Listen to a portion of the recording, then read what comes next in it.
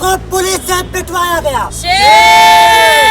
और यही नहीं, महिला छात्रों को, जिस महिला को ऊपर उठाने की बात करती है बीजेपी और मोदी सरकार, उन महिलाओं को उनके प्राइवेट पार्ट में मारा गया। बीजेपी सरकार को शर्म करना चाहिए। तो आपको कितने लोगों ने पीटा? एक दो नहीं तो किक किया होगा। तो हमने कहा कि भाई अगर रास्ते में किसी का खुलेआम बलात्कार हो रहा है और बाकी सब तमाशबीन बने हैं, तो तमाशबीन भी बलात्कारी। तो रोड में घसीटा, मतलब उन्होंने सबसे पहले हमें रोड में घसीटा है और उसी दौरान उन्होंने मेरा कुर्ता उठा दिया, बस के अंदर सेक्सुअल वायलेंस किया, लगातार प्राइवेट पार्ट पे लात मारी गई। तो महिला विरोधी ये सरकार नहीं चलेगी अपनी बात। मैं मौजूद सभी का आज पुलिस हेडक्वार्टर पे आने के लिए और ये दिखाने के लिए कि अगर अब दिल्ली पुलिस जनता के लोकतांत्रिक आवाज को दबाने की कोशिश करेगी तो हम उसके खिलाफ कदम से कदम मिला कर लड़ेंगे। ये दिखाने के लिए आज हम यहाँ पे इकट्ठा हुए हैं। हमारे देश में लोकतंत्र है और लोकतंत्र में ये सीधा सीधा है कि अगर सत्ता में कोई शक्ति है, कोई पावर है या कोई पार्टी है, अगर वो कुछ बात कहती है तो इसका मतलब ये नहीं है कि उनकी बात सब लोग मानेंगे। और अगर किसी को बात नहीं पसंद आती है तो ये देश का संविधान ये अधिकार देता है कि हम उनकी बात को काटें और उसके खिलाफ अपना विरोध दर्ज करें।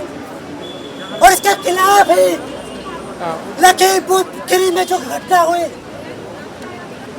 उस घटना के खिलाफ लोगों ने विरोध किया और विरोध दिल्ली में भी हुआ उसका, और दिल्ली में अमित शाह के घर के सामने भी हुआ। लेकिन समस्या तब हुई जब उस विरोध को दबाने के लिए छात्रों को पुलिस से पिटवाया गया। और यही नहीं, महिला छात्रों को, जिस महिला को ऊपर उठाने की बात करती है बीजेपी और मोदी सरकार, उन महिलाओं को उनके प्राइवेट पार्ट में मारा गया। बीजेपी सरकार को शर्म करना चाहिए इसके लिए। तो बीजेपी सरकार शर्म करो, शर्म करो, शर्म करो। और इसीलिए हम चाहते हैं और इस विरोध के माध्यम से ये चेतावनी देते हैं कि लखीमपुर खीरी में जिस तरह के वहाँ के मिनिस्टर जिम्मेदार थे वो तो इस्तीफा दे ही दे, और साथ में जो देश के गृह मंत्री है अमित शाह, हम उनका भी इस्तीफा मांगते हैं। अमित शाह इस्तीफा दो, इस्तीफा दो, इस्तीफा दो। और जब तक जिस ऑफिसर ने जो प्रज्ञा, जो भी नाम है उनका, बहुत अच्छा नहीं है। अगर कोई महिला होकर के, महिला ऑफिसर होकर के अगर महिलाओं को मारने की बात करती है तो शर्म से डूब मर जाना चाहिए। और इसलिए हम मांग करते हैं कि प्रज्ञा आनंद को इमीडिएटली उनके पोस्ट से हटाया जाए और उनको माफी मांगनी चाहिए जिन लोगों को मारा है। इस्तीफा दो, इस्तीफा दो। आनंद को बर्खास्त करो, बर्खास्त करो, बर्खास्त करो। अमित शाह इस्तीफा दो, इस्तीफा दो, इस्तीफा दो।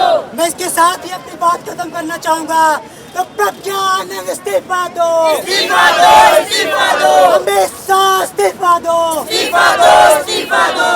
थोड़ा सर्कल को बड़ा की। एसीपी जसपाल सिंह से और जो डीसीपी हैं इस डिस्ट्रिक्ट के, सेंट्रल के, उनसे हम लोग मिले, दीपक जी से। तो वहाँ पर उन्होंने जो सबसे पहले उन्होंने श्रेया जी को सुना, लेकिन सुनने के बाद उन्होंने सबसे पहले कहा कि नहीं, हम लोग सुनना चाहते हैं, सुनेंगे।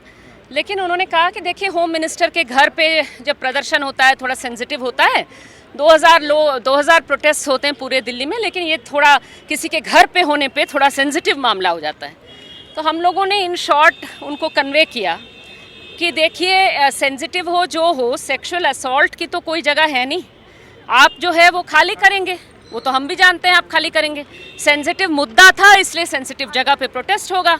अगर कोई होम मिनिस्टर का बेटा जाकर के किसानों को रौंदेगा तो भाई छात्र लोग जाकर के, ये बड़ा सेंसिटिव मैटर है, तो सेंसिटिव जगह पे प्रोटेस्ट करेंगे, क्योंकि ये जंतर मंतर पे करेंगे तो कोई कवरेज नहीं होगी, कोई सवाल नहीं पूछेगा। लेकिन इसमें यौन उत्पीड़न की जगह कहाँ है? फाइनली उन्होंने कहा कि हम इंक्वायरी करेंगे, विजिलेंस को देंगे इंक्वायरी करने के लिए, और उन्होंने कहा कि विजिलेंस को देंगे इंक्वायरी करने के लिए। और इसमें हम लोगों ने लेकिन एक बात कही है कि जब तक आप एसीपी ये प्रज्ञा आनंद को बर्खास्त नहीं करते हैं, सस्पेंड कम से कम नहीं करते हैं, तब तक इंक्वायरी कोई भरोसेमंद इंक्वायरी संभव नहीं है। तो उन्होंने कहा कि हमारी विजिलेंस डिपार्टमेंट इंडिपेंडेंट है, हम उनको देंगे इंक्वायरी करने के लिए वगैरह। तो इसमें देखेंगे हम लोग भी इसको देखेंगे कि आगे क्या है, क्योंकि इसमें साफ सी बात है कि उन्होंने ये भी कहने की कोशिश की कि वहाँ पर अगर 50 महिला कर्मी थे पुलिस के तो आपको कितने लोगों ने पीटा, एक दो ने ही तो किक किया होगा। तो हमने कहा कि भाई अगर रास्ते में किसी का खुलेआम बलात्कार हो रहा है और बाकी सब तमाशबीन बने हैं तो तमाशबीन भी बलात्कारी हैं, इसलिए इसमें ये सारे तर्क ना दें हमको। और इसमें हम चाहते हैं कि सबसे पहले एसीपी प्रज्ञा आनंद बर्खास्त होती हैं कि नहीं, ये हमारे लिए पैमाना है कि क्या इंक्वायरी सचमुच में सीरियसली शुरू हो रही है कि नहीं हो रही। महिला संगठन और अनेक महिला संगठन आज इधर इस प्रदर्शन में शामिल है और हमने एसीपी को जसपाल जी के सामने और डीसीपी के सामने ये बात बिल्कुल स्पष्ट रखा है कि जो एसीपी प्रज्ञा आनंद को उस पद पे रख के कोई इंक्वायरी का कोई मतलब नहीं है। उनको उस पद से सस्पेंड करने के बाद पूरी इंक्वायरी होना चाहिए, बार बार हमने बोला है। और इन दोनों पुलिस ऑफिसर्स ने हमें बताया कि वो एक इंडिपेंडेंट इंक्वायरी करवाएंगी पूरी मामले को लेके, यही बात बताया है। हम भी देखेंगे अभी और आगे कितना जल्दी वो कार्रवाई करती है और वो कितना जल्दी एसीपी प्रज्ञा आनंद को बर्खास्त करती है अपने पद से, ये भी हम फॉलो अप करेंगे। मगर अभी ये संतुष्टि का मतलब नहीं है, संतुष्टि का मतलब ही नहीं है। बात है कि ये बार बार हो रही है लड़कियों के साथ, महिलाओं के साथ।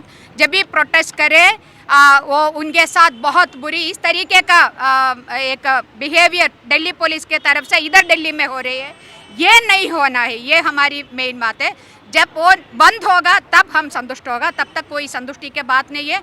इंक्वायरी ठीक तरीके से समयबद्ध होना चाहिए, time bound inquiry and justice to this two girls.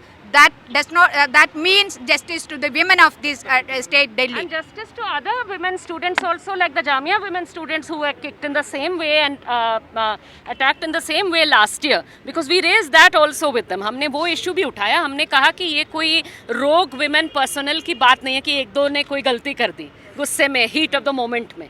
भाई जामिया में भी आपने ठीक यही किया, पिछले साल भी जामिया की महिलाओं ने यही कंप्लेंट्स किए थे। तो ये एक पैटर्न दिखाता है और उस पैटर्न में हम भी जानते हैं कि कहीं ना कहीं अनस्पोकन ऑर्डर्स होते हैं, अनस्पोकन ट्रेनिंग होती है कि आपको ऐसे ही शर्मिंदा करना है। तो ये चीज़ें, I mean we are not born yesterday, we also know that this is how it happens, so we are not going to take any half measures here. We want the suspension to be the first step, not the last one, and we want at least that step to happen, and then we want a comprehensive inquiry into this entire pattern. We want to know who gives these orders, who gives this training. So we will be asking questions during, if an inquiry takes place, we are not just going to go और हम सिर्फ बयान नहीं देने वाले हैं, हम तो इसमें सवाल पूछने वाले हैं, हम उसमें अपने इनपुट्स देंगे सारे महिला संगठन। बिल्कुल डेडलाइन कोई नहीं है। We told them that they have told us we'll give it to vigilance. Let us see. We'll wait for their move now and see what happens. But we are not going to leave this. We are not going to let this go like this. Absolutely. आवाज दो, लड़ेंगे। मेरे साथ इस समय नेहा और श्रेया हैं। इस समय हम लोग दिल्ली पुलिस हेड क्वार्टर पे मौजूद हैं।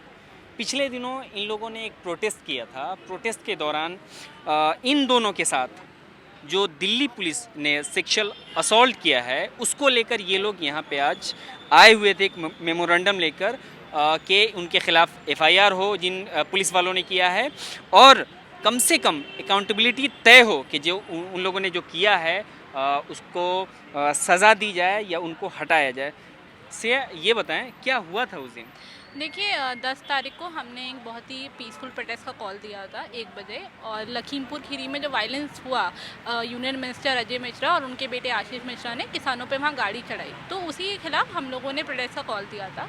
और हम करीब 15 से 17 लोग थे और हम लोगों ने एक पीसफुल मार्च शुरू किया अकबर रोड से, और अकबर रोड से मुड़ते ही कृष्णा मेनन मार्ग आता है जहाँ हमेशा का रेसिडेंस है, तो जब हम अमित शाह के रेसिडेंस की तरफ बढ़ रहे थे तो उसके करीब 500 मीटर पहले हम लोगों को वहाँ रोका गया, बहुत ही वायलेंटली डिटेन किया गया और हमारे पुरुष साथियों को अलग से मारपीट करके उनको बस में ले गए। और जो महिला साथी थी, हम 3 प्रोटेस्टर थे, मैं, नेहा और एक और साथी है, उनका नाम भी नेहा है, हम तीनों को अलग सेपरेट किया गया और हमारे साथ असॉल्ट हुआ, सेक्सुअल वायलेंस हुआ और हमारे साथ बहुत ही बर्बरता से पेश आया। मतलब जितने लोग प्रोटेस्ट कर रहे थे उसमें सिर्फ 3 ही महिलाएं थी। हाँ, महिलाएं 4 थीं, एक महिला को पुरुष साथियों के साथ ही डिटेन कर लिया था। जो हम 3 महिलाएं थी, तीनों हम आयसा में ही हैं और हम तीनों को अलग से वो ले गए। क्योंकि आपके साथ क्या किया उन्होंने? देखिए, हुआ ये था कि उन्होंने नेहा का फ़ोन ले लिया था, तो हम बार बार इस चीज़ को बोल रहे थे कि हम डिटेन होंगे और जब हमें आप फ़ोन वापस करेंगे, लेकिन वो फ़ोन दे नहीं रहे थे। तो हम लोगों ने बोला कि हम नहीं होंगे डिटेन, हम फ़ोन लिए बिना तो जा नहीं सकते हैं। तो सबसे पहले उन्होंने नेहा को अलग से बस में डाला और उसको वो ले गए डिटेन करके। फिर मुझे और नेहा को अलग से वहाँ रोक के रखा था एंड तक। और सबसे पहले तो हम दोनों को उन्होंने सेपरेट किया, क्योंकि हम दोनों साथ में थे, हमारा मॉरल बना हुआ था। तो हमारा मॉरल तोड़ने के लिए उन्होंने हमें सेपरेट किया। रोड की एक तरफ मुझे रखा, रोड की एक तरफ नेहा थी। फिर जो दूसरी बस आई जिसमें हम लोगों को भर के ले गए, उन्होंने सबसे पहले तो रोड में घसीटा, मतलब उन्होंने सबसे पहले हमें रोड में घसीटा है और घसीटते हुए ये बोला कि तुमको तुम्हारी औकात बताएंगे, अब तुमको बताएंगे क्या होता है। और उसी दौरान उन्होंने मेरा कुर्ता उठा दिया और हाँ, उसी दौरान ये हुआ कि उन्होंने मेरा कुर्ता उठा दिया और मैंने मतलब जो मेरा इनर वेयर था वो दिख रहा था, सारे मेल पुलिस देख रहे थे। तो उन्होंने मुझे शेम करने की कोशिश की कि मैं शर्म से गिव इन कर दूं और छोड़ दूं रेजिस्ट करना और बोलूं कि ठीक है आप हमें लेके चलिए। तो मैंने भी उनको ये बोला कि आपको शर्म नहीं आती तो हमें भी शर्म नहीं आती, हम यहाँ पे प्रोटेस्ट करने आए हैं, हम यहाँ पर एक बहुत ही हीनियस वायलेंस के खिलाफ आवाज़ उठाने आए हैं और इस तरह का असॉल्ट अपने साथ तो हम बर्दाश्त नहीं करेंगे। उसके बाद उन्होंने मुझे बस में डाला और बस में फिर बस के अंदर सेक्सुअल वायलेंस किया, लगातार प्राइवेट पार्ट पर लात मारी गई और बहुत देर तक ये मारपीट चली, जब तक मैं रोने नहीं लगी, जब तक मेरा ब्रेकडाउन नहीं हो गया। और उसके बाद मेरा ब्रेकडाउन हुआ, मैं बहुत रोने लग गई। फिर नेहा के साथ भी सेम चीज़ हुई, नेहा उसको बताएंगी बेहतर। और इसी तरीके से हमें मारपीट करके वहाँ पे कम से कम ये चला आधे पौने घंटा और इसके बाद हम लोगों को मंदिर मार्ग ले गए। नेहा, ये श्रेया बता रही हैं कि इनके प्राइवेट पार्ट पे भी पुलिस वालों में जो बदतमीज़ी की है, क्या आपके साथ क्या हुआ था? ये सिमिलर चीज़ें ही स्टार्टिंग का तो स्टाना ने आपको बता दिया। तो हमें फ़ोन स्नैच करने के बाद जब डिटेन करने की कोशिश कर रहे थे, हमने रिफ्यूज़ कर दिया।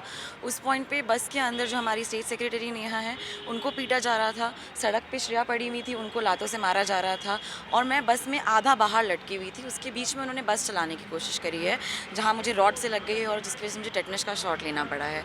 इसके बाद उन्होंने मेरे प्राइवेट पार्ट से भी मारना शुरू किया, मैंने चिल्लाना शुरू किया। तो थोड़ी देर के लिए पुलिस वाले जो थे वहाँ पे, फीमेल कॉन्स्टेबल्स जो थी, CRPF पर्सन्स थे, वो थोड़ा शांत हो गए थे। तब इसी प्रज्ञानंद ने उन लोगों को इंस्टिगेट किया कि तुम लोगों से ये लोग डिटेन नहीं हो रहे, तुम इनसे इतना आराम से क्यों पेश आ रहे हो, इनको मारो, उठा के बस में डालो।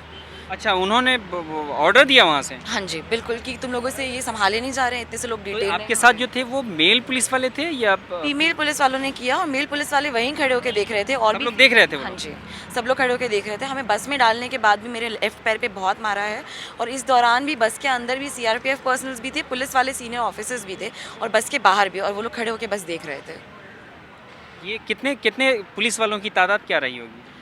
पीटने वाले तो कम से कम 7-8 लोग होंगे। इसके वो आप सबके सामने आपको पीटा जा रहा था, वो सारे लोग देख रहे थे? हाँ जी, बिल्कुल देख रहे थे, किसी ने कुछ भी नहीं बोला, किसी ने किसी को रोका नहीं।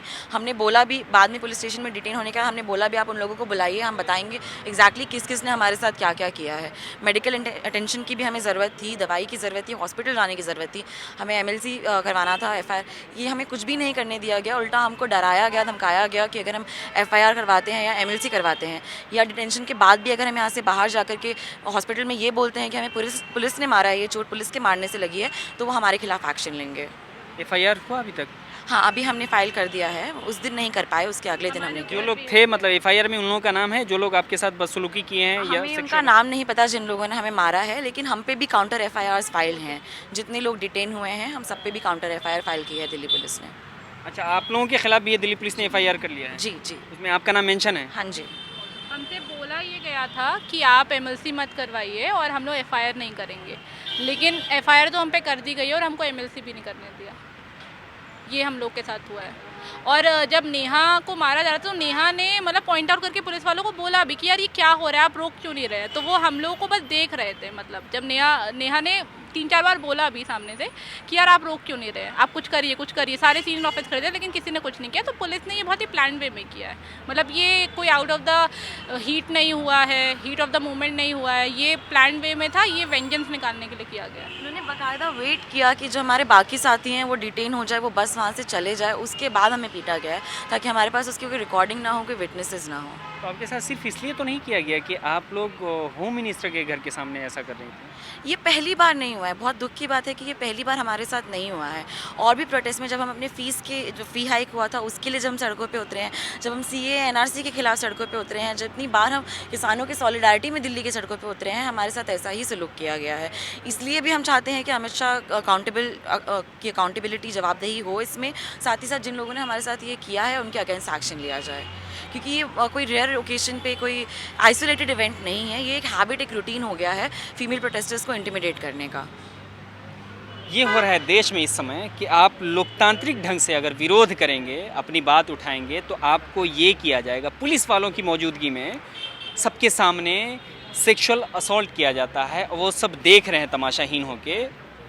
अगर ये बात कर रहे हैं लोकतांत्रिक ढंग से, जहाँ पे जिस देश में प्रधानमंत्री के बारे में कहा जा रहा हो कि ये इलेक्टेड प्राइम मिनिस्टर हैं, ये चुने गए प्रधानमंत्री हैं, तो ये जो प्रोटेस्ट कर रहे हैं, ये प्रदर्शन कर रहे हैं, विरोध कर रहे हैं, ये भी लोकतांत्रिक ढंग से कर रहे हैं। ये इस देश का संविधान आज़ादी और हक देता है इनको कि सरकार की नीति या सरकार की योजनाओं का विरोध करना चाहते हैं तो आप प्रोटेस्ट कीजिए, प्रदर्शन कीजिए। इसको दबाने की लगातार जिस तरह से कोशिश की गई है, उसको लेकर आज इस समय साफ नज़र आ रहा है कि भाजपा सरकार बैकफुट पे नज़र आ रही है। कैमरामैन आशीष ठाकुर के साथ मैं जसीम उल हक, नेशनल दस्तक, दिल्ली।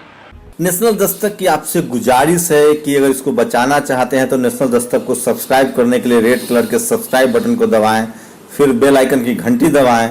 नेशनल दस्तक को बचाने के लिए बहुत ज़रूरी है कि हर खबर को शेयर करें, लाइक करें, कमेंट जरूर करें।